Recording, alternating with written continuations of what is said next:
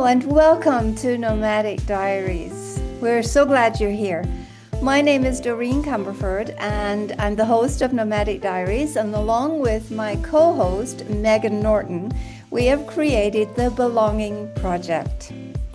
So before I became an expat coach, assisting and supporting global nomads in a variety of ways, and helping people navigate their transitions from countries to countries, I actually lived the experience myself. One of the experiences that I lived for 15 years was as an accompanying spouse uh, in Saudi Arabia.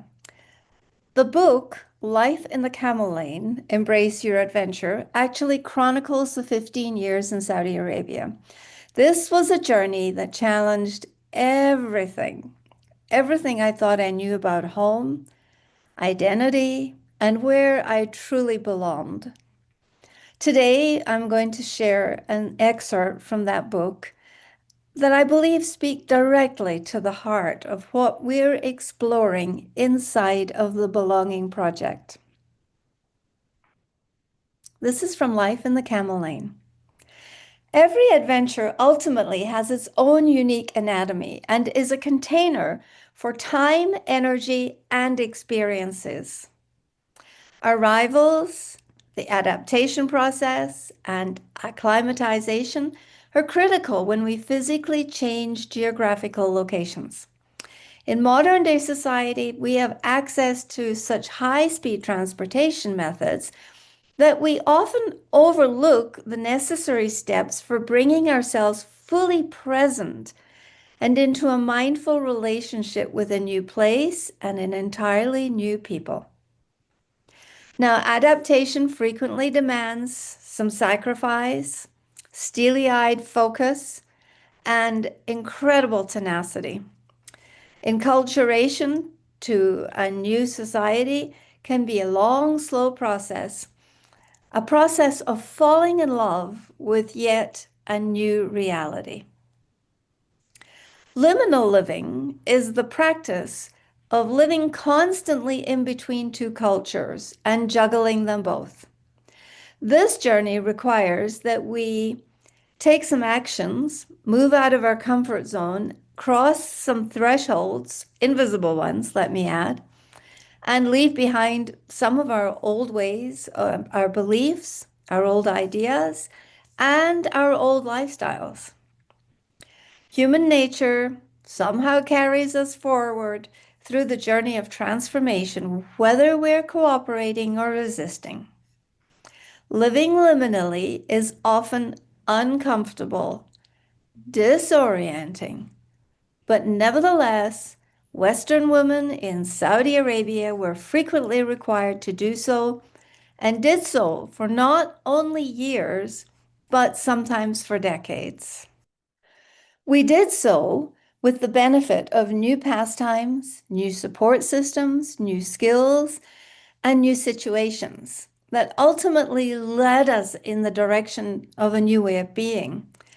We learned to cross cultures, juggle time zones, languages, mindsets, political systems, all the while allowing these influences to inform a new way of being, a new wisdom, and an understanding about how life works.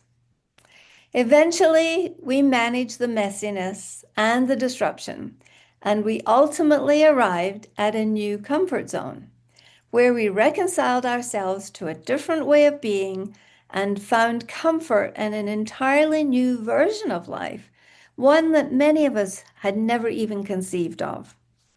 So, by embracing and following love with this new iteration, we had the opportunity to expand ourselves and share our appreciation of other people and their unique ways of being.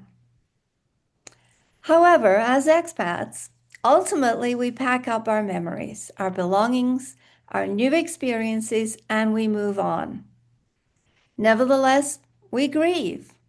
Those losses have a role to play in defining our new identities and our sense of belonging.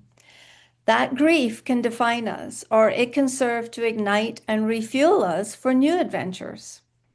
We can grieve the loss of friends who became family, the physicality of living somewhere like a desert, and all the wonderful experiences that served up to us. Not to mention distant lifestyles, colleagues, pastimes, and pets who get left behind.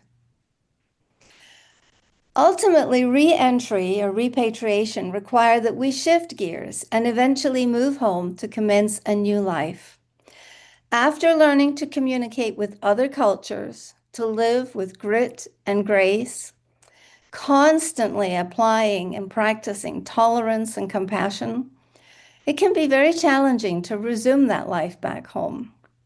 When we pack up for the homecoming, we also pack up new behaviors and hidden skills. We carry them onward, either back home or onto the next assignment.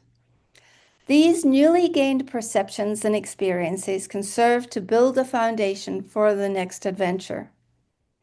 The world is full of wanderers and settlers, and both are necessary for balance.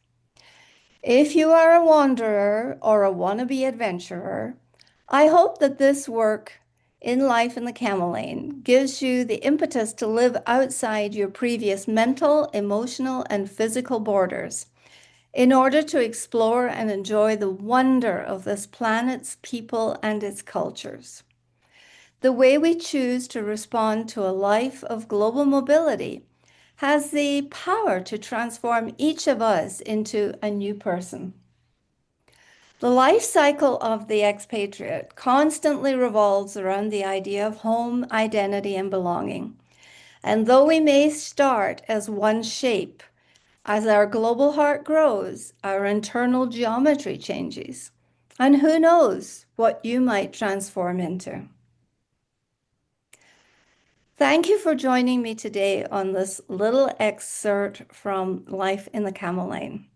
If today's episode resonated with you, I invite you to follow along on Nomadic Diaries, where we're continuing these conversations about the expatriate experience, cultural transitions, and finding your place in the world.